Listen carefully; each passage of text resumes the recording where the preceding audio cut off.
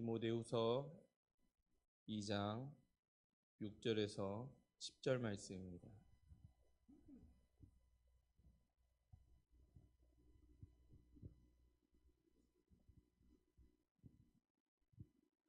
디모데후서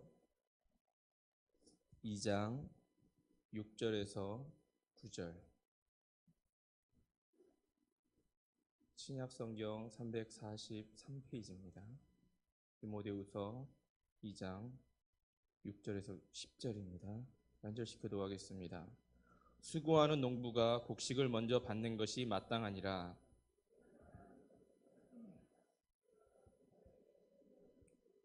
내가 전한 복음대로 다윗의 씨로 죽은 자 가운데서 다시 살아나신 주 예수 그리스도를 기억하라.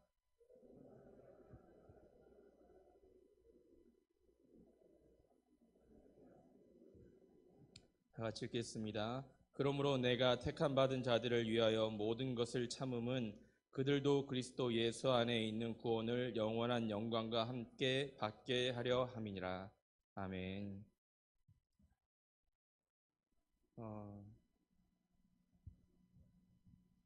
날씨가 많이 추워졌고 또 이제 한 해를 마감하는 때가 가까워지고 또한 농부들은 한 해 지은 농사를 결실을 거두면서 또 한 내년을 또 준비하는 그러한 때가 가까워지고 있습니다. 여러분은 지금 어떻게 요즘에 지내고 계십니까? 오늘 오전에도 목사님이 새벽녘 축제를 교회에서 준비하면서 우리가 축복의 그러한 하나님께서 축복 주실 그러한 일들이 이번 달에는 많이 있다라고 말씀을 하셨는데 여러분은 그 말씀을 들으면서 어떠한 생각을 하셨습니까? 나랑은 상관없다 그렇게 생각하셨습니까? 농부는 어떠한 결실을 맺으려면 그 자신이 하고자 하는 일들에 굉장히 열심을 내야 합니다. 그렇죠? 벼를 수확하려면 봄부터 가을의 추수의 시기에 이르기까지 굉장한 많은 노력과 애를 써야 좋은 벼를 얻을 수 있습니다. 우리의 삶도 그런 것 같습니다. 우리가 아무 노력 없이 무엇인가 얻으려고 하면 얻을 것이 별로 없죠. 목사님께서 축복의 문이 열렸다, 준비하고 계신다라고 하시는데 우리가 거기에 맞춰서 애쓰지 않으면 그 축복은 어떻게 해요? 나랑은 상관없어요. 그죠? 그러면 우리가 그 축복의 그 문이 열렸을 때 그 축복을 받으려면 우리는 어떻게 됩니까? 애쓰고 힘써야 되죠. 축복을 받기 위해서 행동을 해야 합니다. 저는 오늘 말씀을 들으면서 그런 생각을 했습니다. 목사님께서 시편 말씀을 전하시면서 총동원을 해야 된다라고 하셨는데 과연 무엇을 총동원해야 될까? 새벽 예배 주로 제가 알기로는 2층에서 드리죠. 그죠? 어떤 특별한 때가 아니면 본당에 올라오지 않는데 총동원해야 된다 그 말씀을 듣고 한번 총동원이 되어졌으면 어떨까 그런 생각을 해봤습니다. 악기도 총동원되어지고 그 다음에 찬양대도 총동원되어지고 모든 것들이 교회가 총동원되어져서 한 2주 동안 하나님께 예배를 드리면 그리고 나서 우리가 그 축복을 한번 맞아봤으면 우리가 어떨까 그런 생각을 해봤습니다. 동의하십니까? 청년들 동의 안 하나요? 네, 청년들도 동의했습니다. 담임 목사님한테 어떻게 말씀을 드린 것도 아니고 부목사님한테 박대희 목사님한테 무슨 얘기를 한 것도 아니고 그냥 오늘 11시 예배 드리는데 계속 그 생각이 들더라고요. 그래서 고민을 굉장히 많이 했습니다. 이 말을 해야 될까? 왜냐하면 이게 굉장히 큰 사고거든요. 그죠? 전혀 생각도 안 해도 청년들 새벽 예배 끌어내야 되고 또 찬양대도 선다 그러면 또 곡도 지휘자님이 준비해야 되고 할 것들이 굉장히 많잖아요. 그죠? 근데 과연 우리가 급조됐지만 그렇게 되어졌을 때 노력하고 애썼을 때 과연 11월 18일 날 어떤 일들이 어떤 역사들이 일어날까 한번 우리 기대해보고 출발하면 어떨까 그런 생각을 해봤습니다. 그래서 저도 내일부터 새벽 예배 계속 나오려고 지금 마음 먹고 있거든요. 그래서 저 이 사람은 모르는데 끌고 나와야죠. 네. 그래서 어쨌든 할 수 있는 거 다 해보고 그 다음에 하나님께서 우리 하실 일들을 한번 기대해 보자라고 하는 것이죠. 농부가 수고해야만 결실을 맺을 수 있듯이 우리도 축복을 받기 위해서는 수고하고 애써야 됩니다. 오늘 6절에 보면 수고하는 농부가 곡식을 먼저 받는 것이 마땅하다라고 말씀하십니다. 무슨 말이겠습니까? 농사를 짓는 데는 조건이 있죠. 그렇죠? 첫 번째는 무엇입니까? 무엇이 준비되어야 되죠? 농사를 짓는데 밭이 땅이 준비되어야 합니다. 둘째는 무엇이 준비되어야 됩니까? 씨앗도 준비되어야 되고, 세 번째는 거름도 준비될 것들이 굉장히 많이 있습니다. 이 것들이 준비가 하나가 빠지면 농사가 잘 되어지지 않죠. 이 농부가 이것들을 다 준비하고 다 한 후에 결실을 맞을 때가 가을인데, 그때까지 농부가 씨만 뿌려놓고 아무것도 하지 않고 밭만 갈아놓고 씨도 뿌리지 않는다면 결실을 맺을 수가 없습니다. 무엇인가를 농부는 시작을 하면 결실을 맺을 때까지 끝도 없는 수고와 애를 써야 결실을 맺을 수 있습니다. 씨를 뿌리고 가꾸고, 또한 여름에 온갖 무더위와 홍수에도 그것들과 싸우며 열심히 애를 써야 한다는 것이죠. 그렇듯이 우리도 축복을 받기 위해서는 많은 애를 써야 한다는 것이죠. 우리가 이런 결단을 하면 분명히 오늘 저녁부터 무슨 일들이 나도 내일 새벽부터 나가야 되겠다라고 하는 마음을 먹으면 분명히 무슨 일이 생깁니다. 분명합니다. 무슨 일이 생기냐면 마귀가 무슨 일을 만듭니다. 반드시 만듭니다. 결단하는 자들에게는 무슨 일들을 만들어냅니다. 그래서 나오지 못하게 하는 일이 발생되어진다라는 것이, 때로는 아이 때문에, 때로는 남편 때문에, 때로는 누구 때문에 이런 일들이 만들어지는데, 그럼에도 불구하고 결단하고 나온다면 하나님께서 분명히 축복해 주실 것이다라는 것이죠. 농부가 농사를 짓기 위해서 준비해야 될 것은 밭입니다. 밭만 준비해 놓으면 되는 것이 아니죠. 그 밭을 어떻게 합니까? 갈아엎어야 합니다. 좋은 땅을 만들어야 되죠. 한 해 농사를 짓고 그것을 가만히 겨울 동안 놔두면 그 논을 보면 그대로 벼에 뿌리가 박혀 있기도 하고 온갖 잡초들이 자라 있기도 하고, 그 상태에서 씨를 뿌려봤자 어떻게 해요? 농사가 잘 되어지지 않습니다. 땅을 갈아엎어야 한다는 것이죠. 우리가 새벽마다 나와서 우리의 밭을 먼저 갈아엎으면 분명히 하나님께서는 거기다 씨를 뿌려주시고, 그 씨 뿌림을 통해서 반드시 어떻게 해요? 열매를 걷게 해주실 것이라는 것이죠. 우리가 그것을 한번 경험하자는 것입니다. 농사를 짓는 농부들은 파종 시기가 되어지면 모든 자신들의 농기구를 다 동원해서 밭을 갈아엎습니다. 그리고 준비하죠. 씨 뿌릴 준비를 한다는 것이죠. 우리가 주의 일을 하는 과정도 마찬가지입니다. 우리의 먼저 마음밭이 부드러워지고 옥토밭이 되어야 한다는 것이죠. 우리의 마음의 옥토가 같이 부드러워질 때 주의 말씀이 우리 마음밭에 뿌려지고, 그것이 열매가 되어질 때 우리 입에서 나오는 모든 말들이 복음의 말들이 선포되어질 수 있다는 것이죠. 내 마음에 악독한 것이 가득하면 악한 말들밖에 나갈 수밖에 없습니다. 근데 내 마음에 선한 것이 가득하면 선한 것들로 상대방에게 이루어질 수 있죠. 그렇게 하다 보면 그것을 받아들이는 상대방이 어떻게 해요? 그 복음을 받아들이면 우리가 초청하는 그 날에 이 자리에 함께 나와서 예배할 수 있다는 것입니다. 예수님께서 말씀하신 그 비유가 있습니다. 밭의 비유. 여러분들 잘 아시겠지만 길가와 같고 돌밭과 같고 가시나무과 같은 마음에는 은혜의 능력이 나타날 수 없죠. 아무리 그것에 뿌려봤자 싹이 잘 나지 않죠. 싹이 난다 하더라도 말라 죽고 또한 타 죽고 만다라는 것이죠. 예레미야 4장 3절에는 이런 말씀이 있습니다. 여호와께서 유대와 예루살렘 사람에게 이와 같이 이르노라. 너희 묵은 땅을 갈고 가시덤불에 파종하지 말라. 또한 호세아서 10장 12절에는 너희가 자기를 위하여 공의를 심고 인애를 거두라. 너희 묵은 땅을 기경하라. 지금이 곧 여호와를 찾을 때니 마침내 여호와께서 오사 공의를 비처럼 너희에게 내리시리라.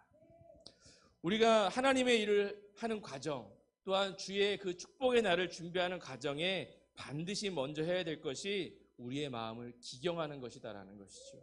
그래서 주의 말씀으로 먼저 우리 자신이 먼저 무장하고 그 무장한 것을 가지고 세상으로 나아갈 때 승리할 수 있다는 것입니다. 또한 농부들에게 있어서 중요한 것은 밭을 기경하고 씨를 뿌렸으면 그 열매를 맺을 때까지 인내하는 것이죠. 가꾸는 것이죠. 씨를 뿌렸다고 해서 열매가 그 다음날 바로 나지 않습니다. 그죠? 기다려야 합니다. 그 추수의 시기가 될 때까지. 농사를 짓는 데는 절대적인 조건이 있습니다. 그것이 무엇이냐면 인내라는 것입니다. 물론 여러 가지 것들도 있지요. 기후도 있고 시간도 필요하고 여러 가지 것들이 필요하지만 기후라고 하는 것은 우리들이 어떻게 할 수 있는 것이 아닙니다. 우리가 아무리 비를 내려달라고 해도 그것은 우리의 주관이 아니라 어떻게 해요? 하나님이 하시는 일이에요. 우리가 해야 될 일은요, 열심히 가꾸고 인내하고 결실 맺을 때까지 수고하는 것입니다. 그것이 되어지면 어떻게 해요? 결실할 때에 자연적으로 열매가 맺혀진다는 것이죠. 열매를 맺게 해주신다는 거예요. 그때까지 우리는 인내하며 수고하고 애써야 한다는 것입니다. 오늘 심었다고 해서 내일 결실을 맺기 위해서 성급하게 모를 심어놓고 조금이라도 빨리 자라게 하려고 모를 땅끝까지 이렇게 뽑아내면 어떻게 됩니까? 네, 죽어버려요. 그러면 열매를 맺을 수가 없어요. 우리가 누군가에게 복음을 증거하고 그 사람이 나는 안 나갑니다 라고 해서 포기한다면 그것은 마치 우리가 씨를 뿌려놓고 이렇게 뿌리를 잡아 뽑는 것과 같은 거예요. 끝까지 기다려야 하는, 언제까지요? 결실을 맺을 때까지. 기도하고 인내해야 하는. 우리가 새벽마다 나와서 여기에 있는 사람들에 대해서 기도한다면 언젠가요? 결실을 맺을 때가 있다라는 것이죠. 그럴 때에 하나님께서 우리의 기도를 들으시고 인내한다는 것입니다. 여러분, 무디는 자기의 친구를 평생 동안 기도했습니다. 친구가 교회에 나오고, 근데 그가 죽은 다음에 어떻게 해요? 교회에 나왔다고 합니다. 그만큼 인내하고 끝까지 애써야 한다는 것이죠. 우리가 누군가를 하나님께 돌아오기를 원한다면 그 사람이 돌아올 때까지 포기하지 말고 낙심하지 말고 끝까지 인내하며 기다려야 한다는 것이죠. 그것이 농부의 애쓰는 수고이기도 합니다. 야고보서 5장 7절에 이렇게 이야기합니다. 그러므로 형제들아 주께서 강림하시기까지 길이 참으라. 보라, 농부가 땅에서 나는 귀한 열매를 바라고 길이 참아 이른 비와 늦은 비를 기다린다라고 말씀하고 있습니다. 무엇 때문에 기다립니까? 열매를 맺을 때까지. 그 이른 비와 늦은 비를 통해서 좋은 열매가 나기까지 기다리고 인내해야 된다는 것이죠. 내 날이 아닌 하나님의 날이 이를 때까지, 우리가 정한 때가 아닌 하나님이 정한 때가 이를 때까지 기다려야 한다는 것입니다. 우리가 하는 일에 대한 결실이 맺힐 때까지 기다려야 합니다. 사람을 양육하고 돌보는 일, 또한 내가 또한 초청한 그 사람이 주님의 전에 나올 때까지 우리는 기다리고 인내하고 하나님 앞에 늘 기도로 나아가야 한다는 것이죠. 갈라디아서 6장에 이렇게 이야기합니다. 6장 9절에 우리가 선을 행하되 낙심하지 말지니 포기하지 아니하면 때가 이름에 거두리라. 우리가 포기하지 않고 끝까지 인내하며 갈 때 하나님께서는 우리의 그러한 모습을 보시고 수고하고 애씀을 보시고 반드시 축복의 문을 열어주신다는 것이죠. 기도 응답의 문을 열어주신다는 것입니다. 수고한다는 것은 우리에게 주어진 일들, 사역, 그런 모든 것들에 대해 최선을 다한다는 것이죠. 내가 믿음과 사랑으로 인내하며 수고할 때 그에 대한 결실은 반드시 나타나게 되어 있습니다. 오늘 6절에서도 이렇게 이야기하죠. 수고하는 농부가 곡식을 먼저 받는 것이 마땅합니다. 수고해야 합니다. 이것을 다르게 이야기한다면 수고하고 애쓰는 자가 목사님께서 축복의 문을 열린 곳에 초청했듯이 우리가 거기에 동참하면 어떻게 해요? 축복은 누릴 것이다라는 것이죠. 농부들은 한 해 농사를 위해 참으로 부지런히 일합니다. 아침부터 일찍 들에 나가서 논에 물을 봐주고 잡초와 가라지를 뽑기도 하고 김을 메고 병충해를 예방하기 위해 약도 뿌리고 여러 가지 일들을 새벽부터 일어나서 하죠. 그 수고와 애씀이 있기에 좋은 열매를 맺을 수 있듯이 우리도 어떻게 해요? 그러한 수고와 애씀을 닮아서 열심히 한번 하나님 앞에 나아가 보자라고 하는 것입니다. 우리도 마치 이러한 농부와 같은 자세와 심정으로 주님께서 우리에게 주어진 일, 맡겨진 일, 또한 앞으로 닥칠 일, 기대할 일에 대해서 기대하며 농부처럼 우리도 새벽부터 주님 앞에 우리의 마음의 밭을 갈아엎기 위해서 주님의 말씀으로 무장했으면 좋겠습니다.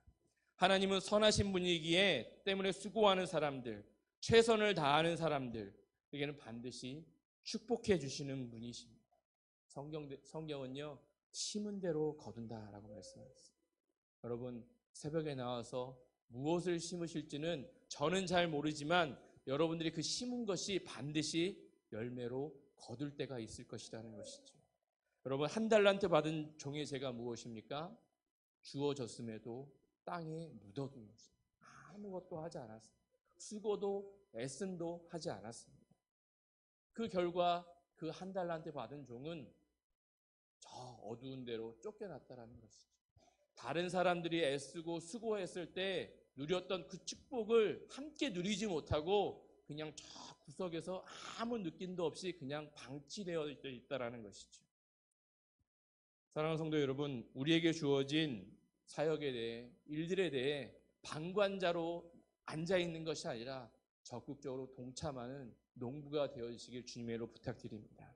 그러기 위해서 우리의 먼저 마음을 기경하고 결실의 때를 기다리고 준비할 씨앗을 잘 준비하여서 하나님께 나아갔으면 좋겠습니다. 오늘 말씀에 보면 9절에 이렇게 8절부터 이렇게 말씀하십니다. 내가 전한 복음대로 다윗의 씨로 죽은 자 가운데서 다시 살아나신 예수 그리스도를 기억하라. 복음으로 말미암아 내가 죄인과 같이 매이는 데까지 고난을 받았으나 하나님의 말씀은 매이지 아니하리라. 그러므로 내가 택함 받은 자들을 위하여 모든 것을 참음은 그들도 그리스도 예수 안에 있는 구원을 영원한 영광과 함께 받게 하려 함이라 라고 말씀하고 있습니다. 여러분, 우리가 복음을 증거하는 데 있어서는요, 많은 어려움도 있습니다. 고난도 있습니다. 또한 참지 못할 일도 발생합니다. 그러나 오늘 말씀에 분명히 이야기합니다. 모든 것을 참음은 누구요? 그들도, 우리가 복음을 전한 사람도 어떻게 해요? 예수 안에 있는 구원을 얻게 하려 함이라 라고 말씀하고 있습니다. 여러분, 어느 누가 하나님 전에 나와서 같이 예배할지, 같이 예배했으면 좋겠는지 그것을 정하셨다면 어떻게 해요? 참고 인내하고 고난을 받더라도 우리는 끝까지 낙심하지 않고 기도하며 나아갔으면 좋겠습니다. 그럴 때 하나님께서 분명히 그 선한 것들을 통하여서 결실을 맺게 하실 것이고 그 맺어진 결실을 통하여서 우리에게 축복의 문이 분명 열려질 거라 생각되었습니다. 내게 주어진 사명이 여러분 무엇입니까? 혹 5달란트 받은 자들도 있을 것이고 2달란트 받은 종도 있을 것입니다. 그러나 또 혹 아무것도 없이 1달란트 주어진 자 같은 사람들도 있을 것입니다. 그러나 몇 달란트 주어진 것이 중요한 게 아닙니다. 내가 그 주어진 것을 가지고 무엇을 하느냐가 중요합니다. 어떻게 활용하는 것이 중요합니다. 어떻게 쓰여지는 것이 중요합니다. 어떻게 준비하는가가 중요합니다. 그것이 결단이 되었다면 우리는 지체하지 말고 망설이지 말고 하나님 앞으로 나아갔으면 좋겠습니다. 그것을 통하여서 우리는 준비하며 애썼으면 좋겠습니다. 우리에게 주어진 일들을 통해 결실을 남기게 되면 우리는 분명히 그것을 통해서 반드시 하나님께서 주시는 축복을 누리게 되어질 거라 반드시 확신합니다. 저 여러분이 앞으로 있을 이제 몇 시간 남지 않은 그 축복의 문을 향해서 기대하며 달려갔으면 좋겠습니다. 기대하며 또한 인내하며 또한 애쓰며 수고하며 노력하며 어떠한 일이 있을지라도 우리는 반드시 참석하고 동행하여서 하나님께서 열어주시는 그 축복의 문을 또한 우리가 결실할 때 많은 풍성한 것을 맺으면서 나아갈 수 있는 저와 여러분들이 다 되어졌으면 좋겠습니다. 여러분, 때가 얼마 남지 않았다고 우리는 늘 이야기하죠. 오늘 오전에 부른 찬양처럼 마라나타 찬양처럼 주 예수여 어서 옵시오 우리가 정말 한다면 그 예수님이 오실 때 과연 우리는 주님 앞에 무엇을 결과물로 열매로 내어놓을 수 있을까 한번 생각해 봐야 합니다. 저 여러분이 오늘 이것을 생각하면서 하나님이 준비하신 그 축복의 때 또한 담임 목사님이 초청하신 그 축복의 그 장소에 늘 함께 하셔서 축복을 누리며 나아가는 저와 여러분들이 다 되어졌으면 좋겠습니다. 그리고 축복의 열매들을 가지고 주님 앞에 기도하며 나아갈 수 있는 저와 여러분들이 다 되어졌으면 좋겠습니다. 우리 시간에 마라나타 찬양하시면서 다시 한번 결단했으면 좋겠습니다. 무엇을 결단하냐면 하나님이 우리들에게 축복해 주신다고 말씀하셨습니다.